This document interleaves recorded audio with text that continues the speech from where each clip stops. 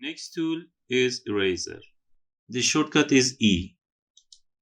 You can erase something that you draw on the canvas.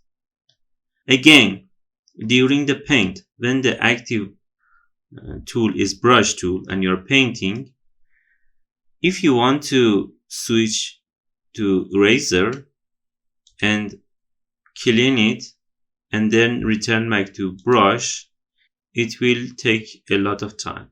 It's a time-consuming process. In new version of Photoshop, during the paint, you just need to hold tilde key. You can easily press and hold tilde key to switch the brush from paint mode to erase mode. As you can see, my active tool is brush tool, but because I am pressing tilde key, I can easily clean it. So there is no need to select razor tool. When you select razor tool, like the brush tool, you have access to all of the brush, but instead of painting, you erase something on the canvas. Next tool that I want to talk about is Paint Bucket tool. With Paint Bucket tool, you can fill an area by just one click.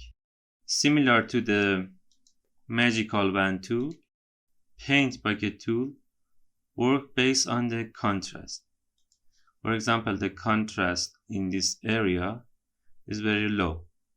So if I select this layer and select the color, with Paint Bucket tool I can easily fill it.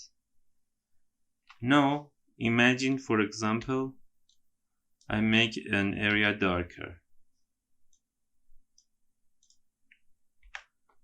When I use Paint Bucket tool, all of the area will fill with the green color, but this area, because it has a different contrast, will not fill.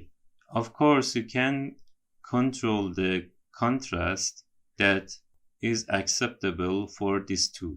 To do that, you need to change the tolerance. With more tolerance, this tool accepts area with more difference in contrast. For example, if the contrast is 2, I only can fill this area. But if I increase it maybe to 50, when I click, all of the area will be covered.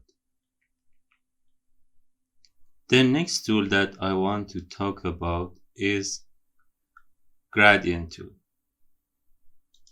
As a Paint Bucket tool, both of them use G.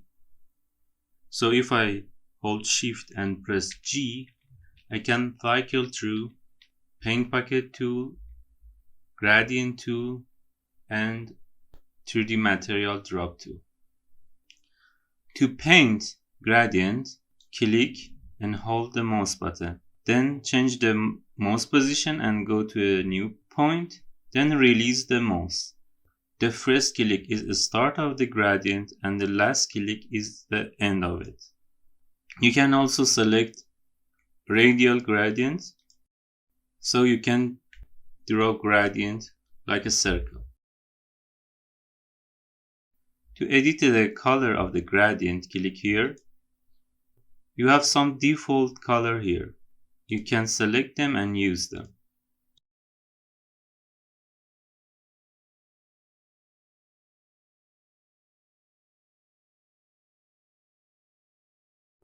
This bar shows the gradient. To edit the gradient color, you can edit this slider. There are two groups of slider. A slider on the bottom and a slider on the top. Slider on the bottom controls the color. So if you click on them, you can edit the color. Slider on the top controls opacity. So if you click on them, you can control the opacity. If you want to add a new slider, click below the gradient. Again, you can click and edit the color. If you want a slider that controls the opacity, click on top of it. So you can select it and you can control the opacity. If you click below the gradient, you can add a new color. If you don't want it, you can delete it, or you can select it and press delete button. Remember, when you click on this small square and you edit it, you must again select the slider to have access to the other side. Otherwise, if you click, you will create a new slider. If you want to edit the gradient, you can draw a new one.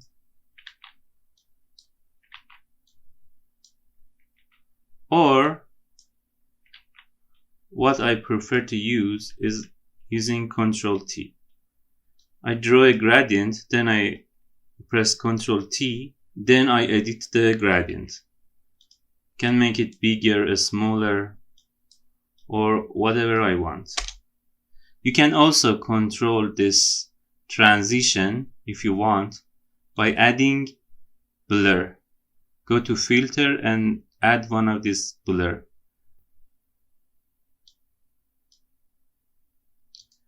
As you can see, the transition area become smoother, and I can control it using the transform tool. Next tool is dodge tool. It's a powerful tool, but it's not perfect. On the color theory lesson, you will understand why it has some limitation. For now, just remember that dodge tool will light an area. When dodge tool is selected, you can also have some option here. The important one is range and exposure. Range determines which area of the layer is affected. Shadow or dark area, highlight or light area, and midtone, the middle range area between dark and light area. Exposure controls the power of the tool. Let's try the tools. I select dodge tool and I apply to the tree. As you can see, it becomes lighter, but it has some limitation. Let's look at this color. If I apply dodge tool to this color,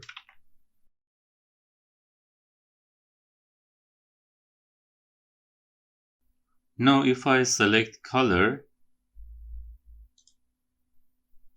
you can see that it becomes gradually lighter, or this one. If you select brightness, you can see that it gradually becomes bright.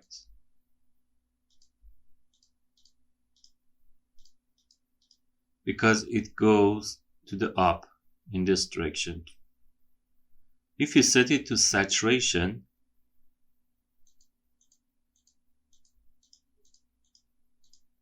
as you can see, when the color becomes lighter, it's become less saturated. It is exactly what's happening in the color theory when color becomes lighter. But hue is different. When I select the color from dark to light, you can see this number doesn't change really too much.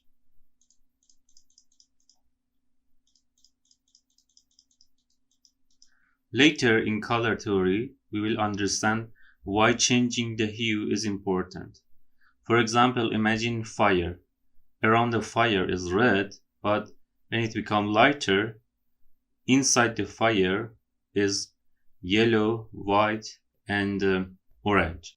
For now, remember that it's a very powerful tool when you are almost done with your painting and you want to add more contrast and add more highlight to your lighter area to better show the effect of light.